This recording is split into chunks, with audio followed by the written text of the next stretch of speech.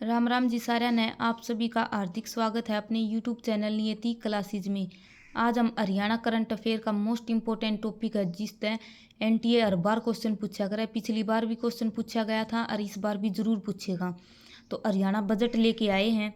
पिछली बार एनटीए ने current affair में तो बस दो टॉपिक का तो क्वेश्चन पूछ रखे थे, एक तो हरियाणा बजट तय और एक आर्थिक सर्वेक्षण रिपोर्ट से। तो आज हम हरियाणा बजट को पढ़ने वाले हैं। वीडियो को लास्ट तक देखना, बहुत इंपॉर्टेंट क्लास है ग्रुप डी के पेपर के लिए। तो सबसे पहले मैं इन दोनों में डिफरेंस बता दूं। हरियाणा बजट मतलब बजट और आर्थिक सर्वेक्षण रिपोर्ट क्यों होया करे। हरियाणा बजट इसका मतलब तो यो है जो आगे हमारा साल आवेगा 23-24 का, उसमें हरियाणा सरकार किस पर कितना खर्च करेगी उसकी पूरी प्लानिंग करी है फ्यूचर में कि इतने खर्च हम इस पर करांगे, शिक्षा पर कितनी खर्च करनी है, कृषि पर कितनी करनी है, स्वास्थ्य पर कितनी करनी है। लेकिन आर्थिक सर्वेक्षण रिपोर्ट में क्यों आया करे, जो हमारा पीछे साल गया है 2022 का, उसमें हमने एक्चुअल में कितना खर्च कराया है, कृषि पर कितना खर्च कराया, स्वास्थ्य पर कितना खर्च कराया, उसकी रिपोर्ट बनाया करें। ठीक है, तो इसका डिफरेंस तो समझ आ गया होगा कि हरियाणा मतलब बजट में क्यों आया करे कि आगे की प्लानिंग करी जाया करे एक्चुअल में, और आर्थिक सर्वेक्षण रिपोर्ट में एक्चुअल में हमने कितना खर्च कराया है उसकी रिपोर्ट तैयार होया करे। बजट, किसी भी राज्य का बजट कहाँ पर पेश किया जाया करे, विधानसभा में पेश किया जाया करे। तो हरियाणा का बजट कहाँ पर पेश किया गया, विधानसभा में 23 फरवरी 2023 को। और विधानसभा में बजट पेश कौन कराया करे, वित्त मंत्री कराया करे। तो वित्त मंत्री कौन है, हमारे मनोहर लाल खट्टर। तो मनोहर लाल खट्टर ने 23 फरवरी 2023 को विधानसभा में बजट पेश किया था और 2023 में चौथी बार ये बजट पेश किया है। मनोहर लाल खट्टर ने 2023 के बजट को क्या संज्ञा दी है, मन हर अमृत बजट। तो ये पेपर में पूछा जा सका है कि 2023 के बजट को मनोहर लाल खट्टर ने क्या संज्ञा दी है, मन हर अमृत बजट, मन को हरने वाला अमृत बजट। 23-24 में कुल बजट राशि कितनी है, 1,83,950 करोड़ रुपए। पिछले बजट से अब की बार कितनी वृद्धि हुई है, 11.6%। बिल्कुल इन पर तो बिल्कुल स्टार लगा लो। ये क्वेश्चन नू के नू एज इट इज पूछे जाएंगे कि इस बार कितनी वृद्धि हुई है पिछले बजट तक, 11.6%। देश की जीडीपी में हरियाणा का हिस्सा कितना है, 3.86%। और प्रति व्यक्ति आय कितनी है, 2,96,685। प्रति व्यक्ति आय का मतलब क्या है कि हरियाणा में जितने भी बंदे हैं सबके पास मतलब कितने हैं, 2,96,685 रुपये बाटा हुए हैं। लेकिन हमारे पास तो इतने हैं नहीं। इसका मतलब क्या है, अमीर हैं वे ले बैठे हैं इतने इतने रुपये। तो प्रति व्यक्ति आय कितनी है, 2,96,685। और ये ऐसे ही नू का नू क्वेश्चन एनटीए ने प्री में पूछा था।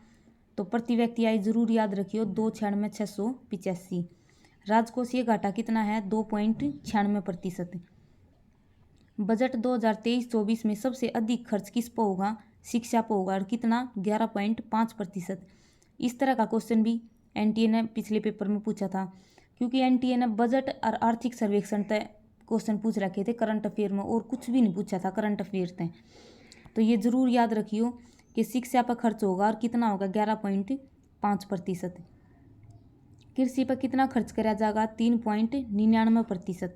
स्वास्थ्य पर 5.24%। सामाजिक न्याय व अधिकारिता, महिला और बाल कल्याण, अनुसूचित जाति, इन पर कितना खर्च करा जाएगा, 6.83%।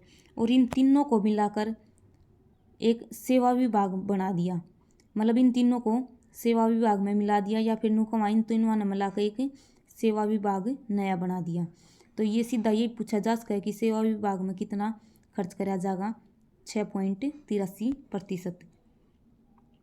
विद्युत और गैर परंपरागत ऊर्जा, इस पर कितना खर्च करा जाएगा, 4.49%। सिंचाई व जल संसाधन पर कितना खर्च करेगा, 3.58%। ये आंकड़े हैं, ये जरूर याद रखियो, क्योंकि पिछली बार इन तब क्वेश्चन पूछ रखे थे। शिक्षा पर कितना खर्च कराया है, 11.5, कृषि पर कितना कराया, 3.99, स्वास्थ्य पर 5.24, और सबसे अधिक खर्च कराया है 11.5% शिक्षा, खेल, कला, संस्कृति पर। और दूसरे नंबर पर किस पर है, सामाजिक न्याय अधिकारिता महिला बाल कल्याण पर 6.83%। अगर वीडियो अच्छी लगे तो वीडियो को लाइक शेयर और चैनल को सब्सक्राइब जरूर करियो। ये जो बजट में न्यू की न्यू लाइन लिख रखी थी, मनोहर लाल खट्टर ने बोल कर बताई थी, ये सभी बहुत इम्पोर्टेंट है। दीनदयाल उपाध्याय अंत्योदय परिवार सुरक्षा योजना बजट में लिख रखी है। यह योजना किन खातर है? जो बीपीएल परिवार हैं। बीपीएल परिवार कौन से आया करे? जिनकी आय वार्षिक आय 1.80 लाख तक कम है, उस परिवार के किसी भी सदस्य की मृत्यु हुआ है या फिर दिव्यांग, उनकी सहायता के लिए दीनदयाल उपाध्याय योजना शुरू की गई है। और इसमें ना एज के हिसाब से पैसे मिलेंगे। जैसे 25 वर्ष से लेकर 40 वर्ष के 30 वर्ष तक के जो बच्चे हैं उनकी 5 लाख रुपए मिलेंगे। ऐसे ही मतलब हर एक कैटेगरी में बांट रखे हैं, तो वे याद रखने की ज़रूरत नहीं है, नू याद रख लियो बस। दीनदयाल उपाध्याय योजना है वह किस खातर है? बीपीएल परिवार के सदस्य की मृत्यु होने पर सहायता प्रदान राशि है। बागवानी फसलों के 3 नए उत्कृष्टता केंद्र बनेंगे पंचकुला, नू और झज्जर में। 2 सरकारी वेटरनरी पेट क्लिनिक बनेंगे गुरुग्राम और फरीदाबाद में। मुख्यमंत्री कौशल मित्र फेलोशिप योजना युवाओं को कौशल व सशक्त बनाने के लिए यह योजना शुरू करी है। आजकल सारा मैटर किसका है? युवाओं का है। सरकारी नौकरी खातर आंडे हैं, तो इन्हें कौशल बनाने खातिर मुख्यमंत्री कौशल मित्र फेलोशिप योजना शुरू की गई और यह बजट में लिख रखी है, बहुत इंपॉर्टेंट है, इन्हें याद रखना। दिव्यांगर योजना शुरू की गई है शहरों का विकास करने के लिए। मेट्रोपॉलिटन डेवलपमेंट अथॉरिटी की स्थापना सोनीपत में की जाएगी। मेट्रोपॉलिटन जो जिले हैं वे कौन से हैं? फरीदाबाद, गुरुग्राम, पंचकुला। पहला 3 थे, अरीब चौथा सोनीपत में बनेगा। सांझी डेयरी योजना ग्राम पंचायत और पैक्स की भूमि पर पशु शेड बनाया जाएगा। वैज्ञानिक खेल प्रशिक्षण व पुनर्वास केंद्र रोहतक और हिसार में। साइकिल वेलोड्रम कुरुक्षेत्र में बनेगा। Master Chandgi Ram sports person insurance benefit scheme शुरू की गई है खिलाड़ियों के लिए।